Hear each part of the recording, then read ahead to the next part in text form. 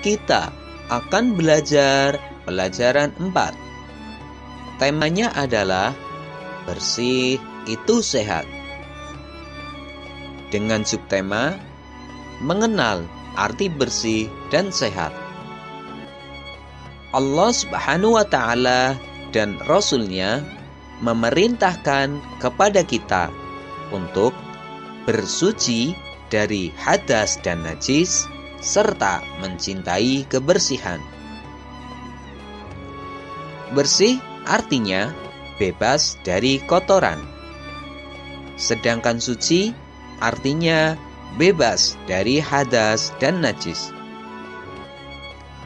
Bersih dan suci merupakan dua hal yang tidak dapat dipisahkan. Kalau bersih, keadaan terbebas dari kotoran, sedangkan suci terbebas dari hadas dan najis. Bersih atau suci dibagi menjadi dua macam, yaitu bersih dari hadas dan bersih dari najis. Yang pertama adalah hadas. Hadas adalah keadaan tidak suci pada diri seseorang yang menyebabkan terhalangnya untuk beribadah. Artinya, jika kita terkena hadas, maka kita tidak boleh melakukan suatu ibadah hingga keadaan kita suci. Hadas terbagi atas dua macam, yaitu hadas kecil dan hadas besar. Hadas kecil adalah segala sesuatu yang membatalkan wudu. Adapun hal-hal yang membatalkan wudu adalah sebagai berikut. Keluarnya sesuatu dari kubul atau dubur. Jadi, apapun yang keluar dari anggota tubuh, baik itu benda cair, benda padat, ataupun gas, itu semua termasuk hadas kecil. Seperti buang angin, buang air kecil, dan buang air besar. Selanjutnya adalah hilang akal. Hilang akal yaitu kondisi atau keadaan seseorang yang sedang tidak sadar, baik itu karena tidur, mabuk, ataupun pingsan. Kemudian bersentuhnya kulit antara laki-laki dan perempuan, yaitu apabila kulit kita bersentuhan antara laki-laki dan perempuan yang bukan muhrim, maka kita terkena hadas kecil. Selanjutnya, menyentuh kemaluan, yaitu baik disengaja ataupun tidak disengaja. Dengan demikian, jika kita mengalami salah satu yang di atas, maka kita terkena hadas kecil. Dan cara mensucikannya adalah dengan berwudu. Selanjutnya adalah hadas besar.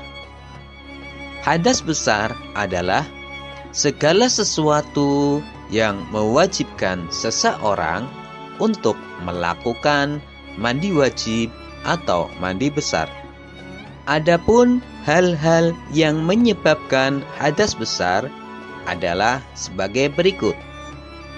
1. Keluarnya air mani, yaitu bagi laki-laki, baik itu disengaja ataupun tidak sengaja.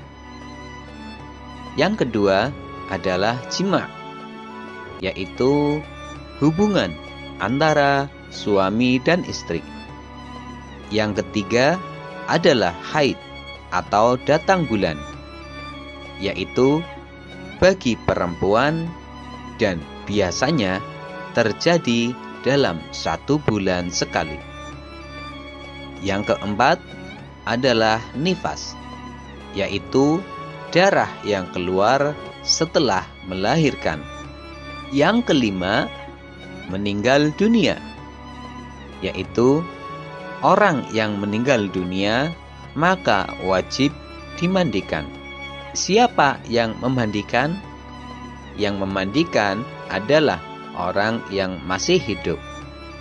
Dengan demikian, jika kita mengalami salah satu yang di atas, maka kita terkena hadas besar. Cara mensucikannya adalah dengan mandi besar atau mandi wajib. Yang kedua adalah najis. Najis merupakan salah satu hal yang bisa membatalkan ibadah seorang muslim. Adapun macam-macam najis dan cara mensucikannya adalah sebagai berikut. Yang pertama, najis mukhafafah. Najis mukhafafah disebut juga dengan najis ringan. Contohnya adalah air kencing bayi laki-laki yang berusia di bawah 2 tahun yang belum makan kecuali air susu ibu. Cara mensucikannya adalah dengan memercikan air sekali percikan saja kepada bagian yang terkena najis. Meskipun masih terdapat bekas najis yang melekat, akan tetapi najis tersebut sudah dianggap bersih atau suci. Yang kedua, najis mutawassithah. Najis mutawassithah disebut juga dengan najis sedang. Contohnya, kotoran manusia, kotoran hewan, darah, nanah, dan bangkai, kecuali bangkai ikan dan belalang, serta manusia. Cara mensucikannya adalah membersihkan terlebih dahulu benda yang terkena najis, kemudian menyiramnya dengan air sampai benar-benar bersih, baik itu rasanya, baunya, ataupun warnanya. Najis mutawassithah terbagi atas 2 macam, yaitu najis hukmiyah dan najis ainiyah. Najis hukmiyah yaitu najis yang kita yakini ada, tetapi najis tersebut tidak nampak atau tidak terlihat oleh kita, baik zatnya maupun sifatnya. Misalnya, air kencing yang sudah kering, sehingga sifatnya telah hilang. Cara mensucikannya adalah mengalirkan air pada benda yang terkena najis. Selanjutnya, najis ainiyah, yaitu najis yang masih ada zatnya dan sifatnya, baik itu rasanya, baunya, atau warnanya.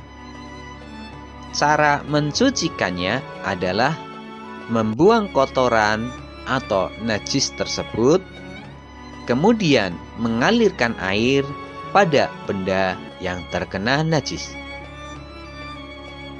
Yang ketiga, najis mughaladah. Najis mughaladah disebut juga najis berat. Contohnya, air liur anjing dan babi. Cara mensucikannya adalah membasuh dengan air sebanyak 7 kali dan salah satunya dicampur dengan tanah atau debu. Anak-anak, sebagai umat Islam, kita harus senantiasa bersuci sebelum beribadah kepada Allah Subhanahu wa Ta'ala. Yang pertama adalah bersih badan. Badan kita harus suci dan bersih, yaitu dengan cara mandi dan berwudu. Yang kedua, bersih pakaian. Pakaian yang kita gunakan untuk sholat juga harus suci dan bersih. Selanjutnya, bersih tempat. Tempat yang digunakan untuk sholat juga harus suci dan bersih. Bersih badan, pakaian, dan tempat tidak hanya ketika melaksanakan sholat, akan tetapi harus diartikan dalam seluruh kehidupan. Di luar sholat pun, badan kita juga harus bersih. Bersih badan artinya terbebas dari kotoran dan najis. Bersih badan dapat kita lakukan dengan cara mandi, berwudu, memotong kuku, gosok gigi, dan lain sebagainya. Kemudian, bersih pakaian. Bersih pakaian artinya segala sesuatu yang kita pakai seperti baju, celana, topi atau peci, tas, sepatu, sepeda, bangku, meja, lemari, dan lain sebagainya harus bersih. Kemudian, bersih tempat seperti ruang tamu, ruang dapur, tempat tidur, tempat makan, tempat belajar, ruang kelas, tempat bermain, halaman, gudang, dapur, dan lain sebagainya, itu juga harus bersih. Anak-anakku yang solih dan solihah, setelah kalian melihat dan mendengar video ini, ayo jawablah pertanyaan-pertanyaan berikut. 1. Jelaskan perbedaan suci dan bersih. 2. Sebutkan 3 hal yang harus disiapkan sebelum sholat. 3. Sebutkan 5 penyebab hadas kecil. 4. Sebutkan 5 penyebab hadas besar.